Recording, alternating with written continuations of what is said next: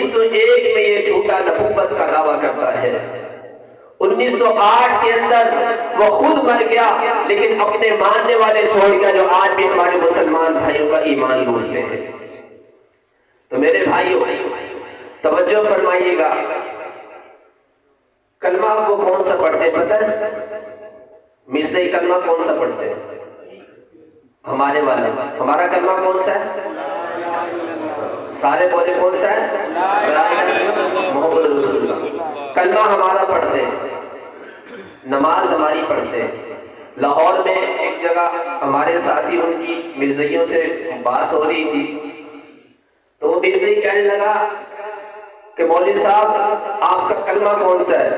تو ہم نے کہا لا الہ الا اللہ محمد رسول اللہ. کہتا ہم بھی یہی کلمہ پڑھتے ہیں. اس نے پوچھا مولوی صاحب نمازیں کون سی پڑھتے ہو آپ؟ ہم نے کہا 5 نمازیں فرض ہیں. کہتا خدا کی قسم ہم بھی یہی 5 نمازیں پڑھتے ہیں. کہتا مولوی صاحب قرآن کون سا پڑھتے ہو؟ ہمارے ساتھی نے کہا کہ 30 پاروں والا. کہتا ہم بھی یہ قرآن پڑھتے ہیں. تو کہتا یار تمہارا یہ عجیب فلسفہ ہے، کلمہ ہم بھی وہی پڑھتے جو تم پڑھتے ہو، نماز ہم بھی وہی پڑھتے جو تم پڑھتے ہو، قرآن ہم بھی وہی پڑھتے جو تم پڑھتے ہو، لیکن تم مسلمان اور ہم تمہاری نظر میں مسلمان ہی نہیں ہیں. میرے بھائیوں میں نے شروع میں ایک بات عرض کی تھی کہ سب سے پہلی چیز کیا ہے؟ انسان کا عقیدہ ہے. اگر کسی انسان کا عقیدہ درست نہ ہو تو اس کا کوئی بھی عمل قابل قبول نہیں ہوتا. اللہ قرآن میں فرمائے فَمَن يَكْفُرْ بِالْإِيمَانِ فَقَدْ حَبِطَ عَمَلُهُ. جس شخص نے فَمَن يَكْفُرْ بِالْإِيمَانِ ایمان کا انکار کر دیا، عقیدے کا انکار کر دیا، فَقَدْ حَبِطَ عَمَلُهُ اس کے سارے کے سارے اعمال ضائع ہو گئے.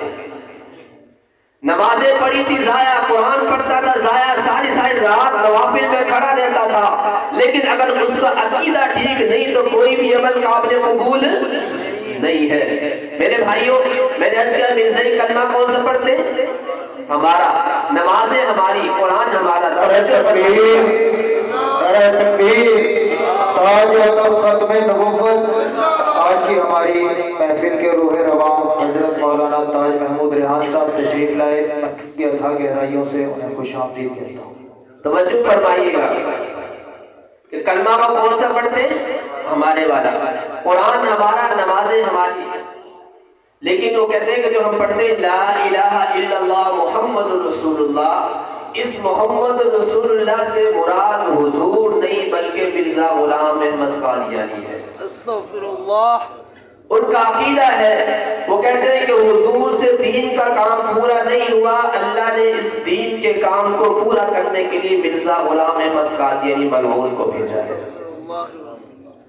مرزا قادیانی اپنی کتاب تذکرہ میں لکھتا ہے رأیتنی فی المنام عین اللہ وتیقنت اننی ہوا. یہ میں ان کا عقیدہ بتلا رہا ہوں ان کی کتاب سے. کہتا ہے کہ میں نے ایک دفعہ خواب میں دیکھا رأیتنی فی المنام عین اللہ کہ میں خدا ہوں، وتیقنت اننی ہوا. اور پھر کیا کہتا ہے کہ مجھے یقین ہوا کہ میں وہی ہوں. خدائی کا دعویٰ کرتا ہے، حضور کی ختم نبوت کا انکار. اب میرے بھائیو آپ بتائیں جو انسان ختم نبوت کا انکار کرتا ہے وہ قرآن کی کتنی آیات کا انکار کر رہا ہے؟ کتنی آیات کا؟ 100 آیات کا. کتنی حدیثوں کا انکار کر رہا ہے؟ 210 حدیث کا.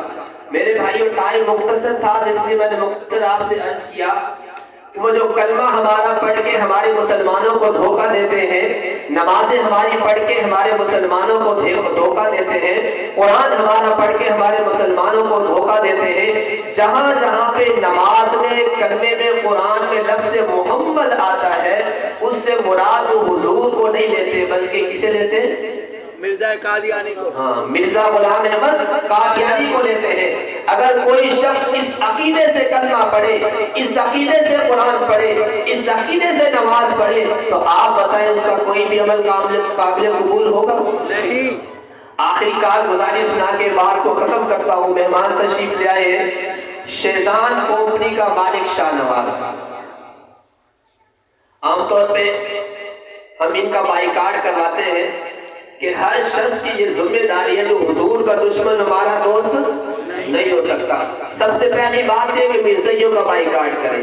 عام طور پہ ہمارے ہاں یہ ہوتا ہے کہ لوگ تعلق رکھتے کہتے نہیں ہم نے ان سے اس لیے تعلق رکھا ہوا تاکہ ان کو مسلمان کر سکے۔ ہوتا یہ ہے کہ خود کو تو مسلمان نہیں کر پاتے بلکہ اپنا عقیدہ خراب کر لیتے ہیں۔ ان سے بالکل تعلق نہ رکھے، اگر کوئی تعلق والا ہو تو کسی عالم دین سے ملاقات کروائیں۔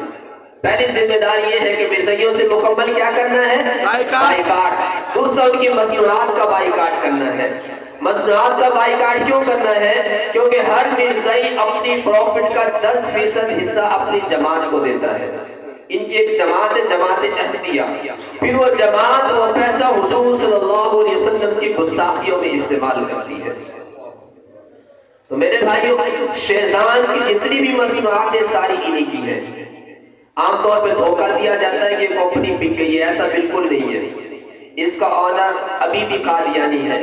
اس طرح ذائقہ گھی، برل بناسپتی کی، بیٹا پائپ یہ بھی قادیانیوں کا ہے۔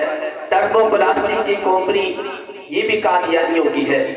تو میرے بھائیوں میں عرض کر رہا تھا کہ جو شیزان کمپنی ہے اس کا مالک شاہ نواز، ابھی تو وہ بن چکا ہے، اس نے برطانیہ کے اندر قرآن پاک کا مختلف زبانوں میں ترجمہ کرایا، اور جہاں پہ حضور کا نام لکھا ہوا تھا وہاں پہ مرزا غلام احمد قادیانی کا نام لکھا اور فری میں تقسیم کروایا۔ تو مرزائیوں نے برطانیہ میں اس کے لیے ایک اعزازی جلسے کا انعقاد کیا۔